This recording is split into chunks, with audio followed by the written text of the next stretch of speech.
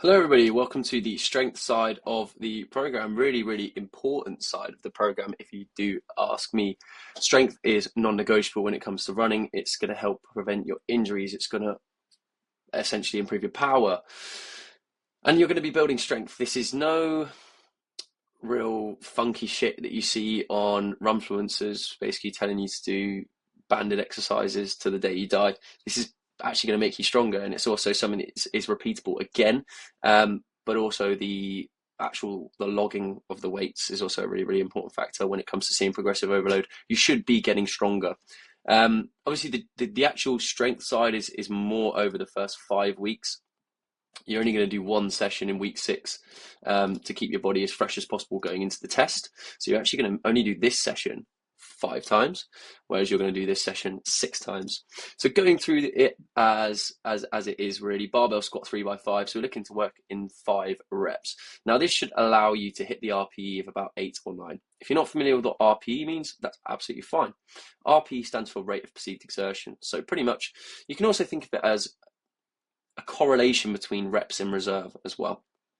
So if you're at an 8 or 9 RPE, you're probably looking at maybe you're struggling, but you could be able to do maybe 2 reps left in the tank. Okay. Now with your squat, obviously we're doing 3 sets of 5 with about 90 seconds to 2 minutes rest between each. We're logging that working weight in these boxes as we go through the weeks. It's obviously going to be 2 full body sessions with a little bit of plyometrics in there and some injury prevention work. So dumbbell incline bench, really simple, 30 degree, 45 degree bench angle with RP 8, 10 reps. So we're pushing the reps up a little bit more because the volume you're going to get on your lower body is going to be slightly higher than your upper body, which is fine. We are running at the end of the day.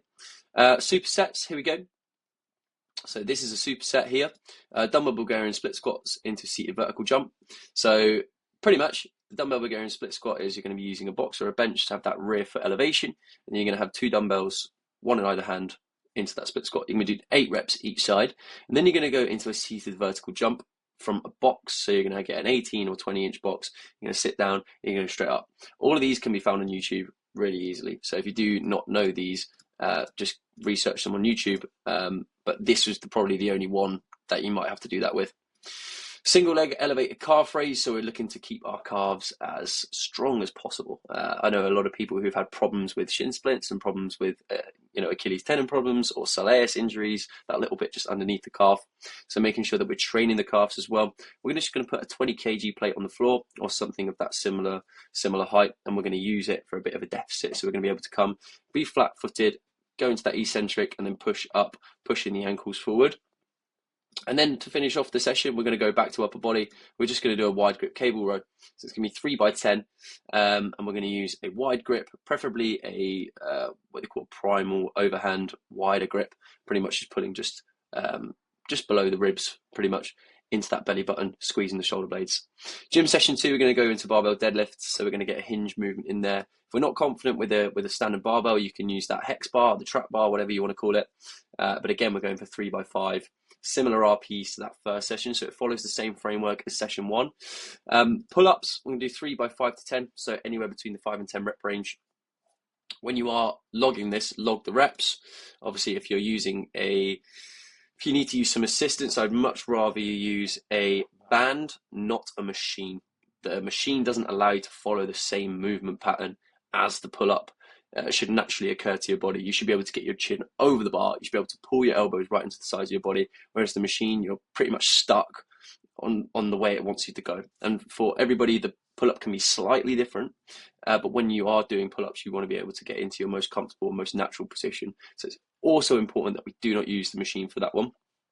Another superset here. So we're going to be using the goblet reverse lunge. So think of a goblet squat, same position, you're holding it, but we're going into a reverse lunge. And then we're going to do some skater jumps, 3x20 meters. So 3 sets, 10 reps each side on the reverse lunge, and then 20 meters of skater jumps. Again, it's another plyometric exercise, focusing on your landing. Really important that you're landing nice and soft. And then some dumbbell seated shoulder press. Really simple, 3x10, 60 degree bench incline, making sure we're really pushing those shoulders back, creating some curve through the spine and having our chest pointed up. And then some kettlebell tib raises, basically going to use a foam roller to create some elevation You're going to put the kettlebell over the top of your foot, the handle over the top of your foot, and then you're just going to raise. And you're going to feel some work in your shins, in what we call your tibialis anterior. Again, it's another exercise that can be Googled and YouTube to find out if you think you're doing the right one. But if you have questions, obviously the big thing is you can just drop me a message, and we can have a conversation from that. But no, good, really good stuff. That is the strength, and yeah, exciting. Make sure we're implementing progressive overload as best as we can, and make sure that we are completing all of the exercises, specifically the lower body. Super important for us as we are trying to get strong, prevent our injuries, and improve our power. So that's the strength work. Now on to the carb load.